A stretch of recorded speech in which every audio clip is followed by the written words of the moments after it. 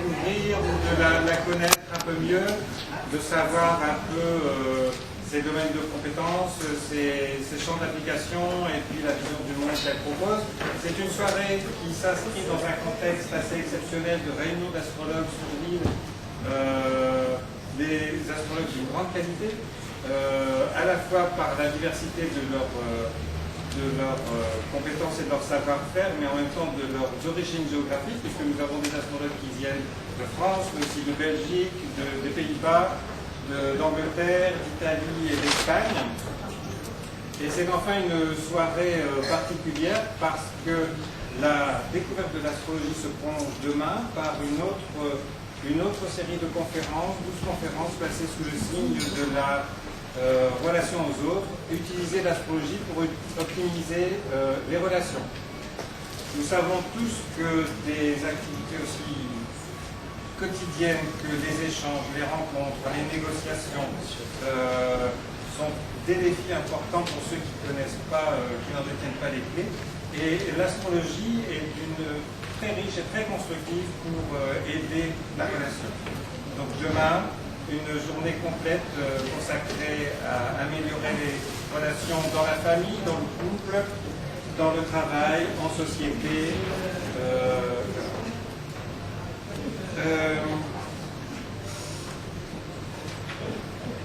Sachez que cette soirée est placée et parrainée par André Barbeau. André Barbeau, qui est un grand astrologue contemporain français et dont l'influence a été capitale pour l'astrologie pendant tout le XXe siècle et l'est encore pour le XXIe siècle. Alors le programme de cette soirée, je vais commencer par vous expliquer d'une façon très concrète en quoi consiste la construction d'un thème astrologique sur le plan physique et concret. Et ensuite, c'est Catherine Gesta qui nous parlera de la signification du zodiaque, c'est-à-dire pour elle un accès aux 12 dons de l'esprit. Ensuite, Yves Lenoble nous parlera des racines culturelles et historiques de l'astrologie. Ensuite, nous aurons un témoignage d'un astrologue anglais, Roy Gillett, qui a travaillé pendant un temps dans une banque à la City de Londres et qui sera interviewé par Mireille Martini. Ensuite, Françoise Moderne nous parlera de la signification des astres au plan individuel mais aussi collectif, parce que l'astrologie, ça ne concerne pas que soi, mais aussi tout un mouvement collectif. En fin de soirée, on fera une petite séance d'interprétation de thèmes avec des volontaires qui voudront bien se désigner dans la salle. Si vous voulez qu'on comprenne un peu mieux comment fonctionne l'interprétation de thèmes, ça sera l'occasion. Et puis on clôturera la soirée en partageant un moment ensemble, en buvant un verre, ce qui nous permettra de mieux nous connaître et de discuter. J'ai été élu en Allemagne. Il y a eu un reportage à France 2 au journal de 20h, où bien sûr on a parlé d'Angela Merkel, et le reportage a commencé de la façon suivante. Cette native du cancer a été élue. J'ai vraiment été très surpris parce que la première information qu'on donne à une dame qui prend la tête d'un pays aussi important, c'est qu'elle est native du cancer. Alors je ne sais pas trop ce que ça signifie dans l'esprit des gens, mais ça avait l'air d'être une information capitale. C'était très surprenant. Et ce qui m'a beaucoup surpris, c'est que ça m'étonnerait que la journaliste qui a fait le sujet soit allée revérifier l'heure de naissance d'Angela Merkel. Ça devait certainement figurer quelque part dans le dossier de presse d'Angela Merkel. Deuxième témoignage un peu curieux, ça c'était samedi dernier, sur Europe 1. Catherine Ney fait une rubrique politique. Et Catherine Ney, c'est une journaliste qu'on ne peut certainement pas soupçonner d'être une fantaisiste. Elle a dit ceci concernant Ségolène Royal.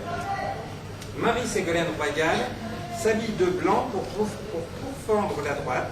Elle avance comme un emblème de la pureté, sorte d'immaculée conception politique. Elle est née sous le signe de la Vierge. Quelle coïncidence! Alors pour quelqu'un qui connaît l'astrologie, le blanc, la pureté, etc., c'est très parlant. Mais que Catherine Ney commence à dire des choses comme ça, Marie-Ségolène Royal, née sous le signe de la Vierge, ça m'a surpris. Et ce qui m'a surpris aussi, c'est ce qu'elle a ajouté ensuite, quelle coïncidence. Comme si elle soupçonnait quelque chose.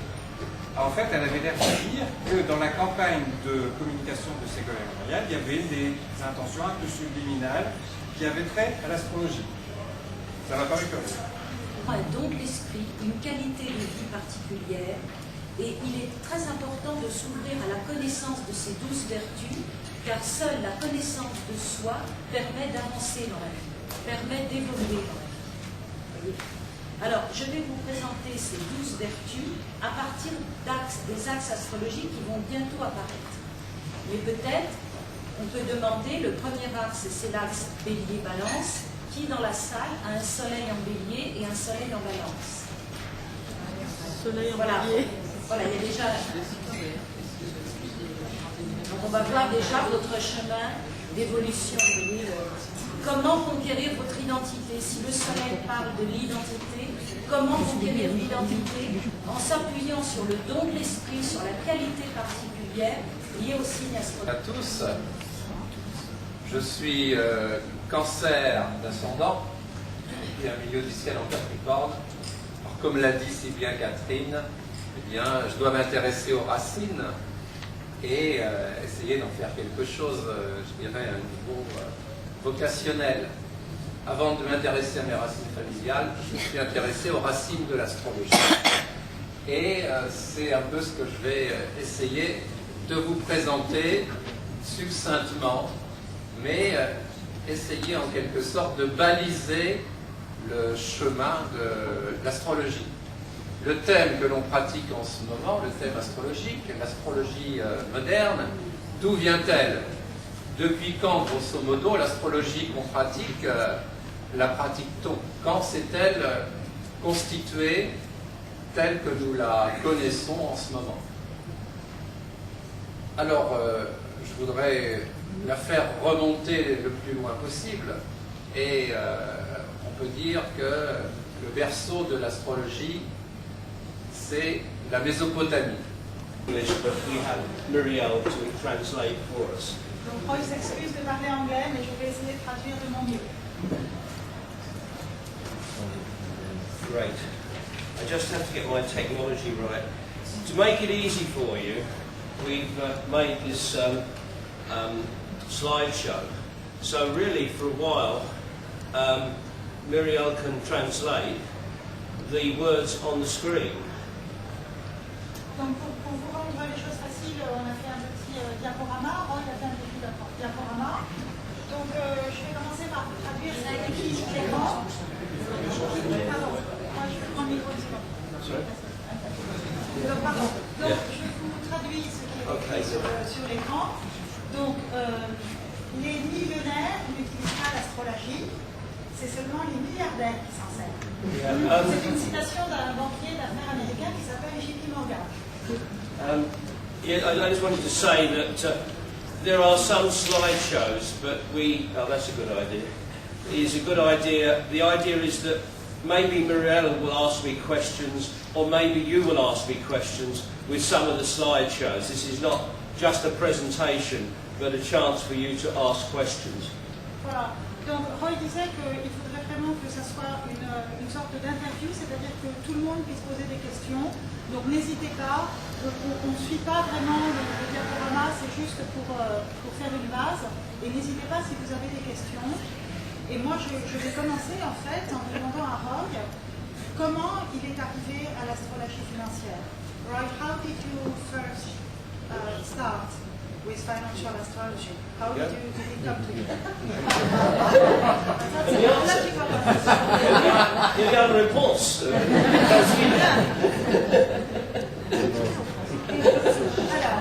Convaincu de la validité de l'astrologie, comme c'est assez fréquent quand on veut bien y mettre de l'intérêt.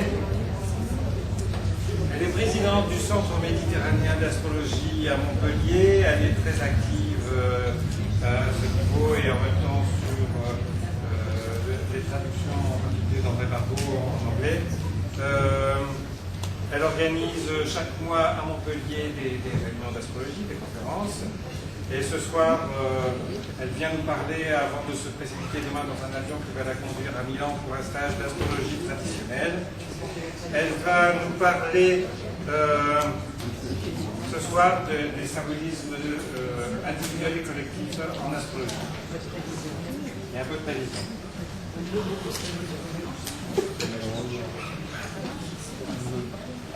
Bonjour, effectivement, je ne croyais pas à l'astrologie. Et puis, il a fallu que je sois plongée dedans par hasard au départ pour me dire, tiens, mais ça a l'air de marcher ce truc. Et depuis, je cherche et je n'ai pas encore mis en échec. Alors, je vais vous montrer quelque chose de très simple ce soir. J'avais prévu quelque chose de très simple. Je vais vous parler des positions planétaires aujourd'hui et des effets qu'elles auront sur vous, sur moi, sur le monde, on suppose bien sûr. Et j'étais un petit peu doublée par Gillette, juste avant, puisque le Saturne-Neptune dont il a parlé, j'avais prévu aussi un assez long passage sur ce thème-là, alors je le raccourcirai. Mais j'avais aussi abouti aux mêmes conclusions. C'est une année. Alors, je fais un flèche, un portrait de notre ami Julien, qui la première chose qui m'a frappé est le bel antagonisme entre les poissons et la Vierge. Nous avons des valeurs poissons, neptuniennes. On dirait qu'il a une dominante neptunienne. Neptune se trouve à l'ascendant.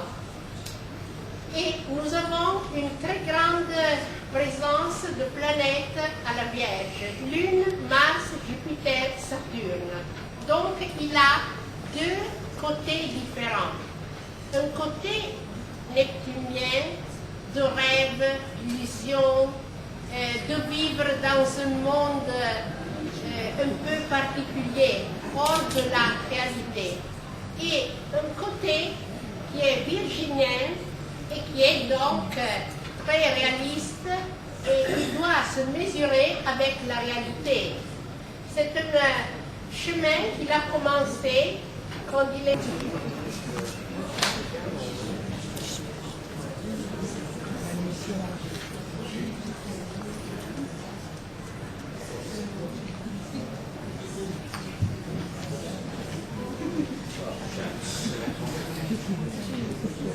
Donc, vous êtes né sous le signe Cancer avec l'ascendant Capricorne, le soleil pile sur l'horizon, au descendant.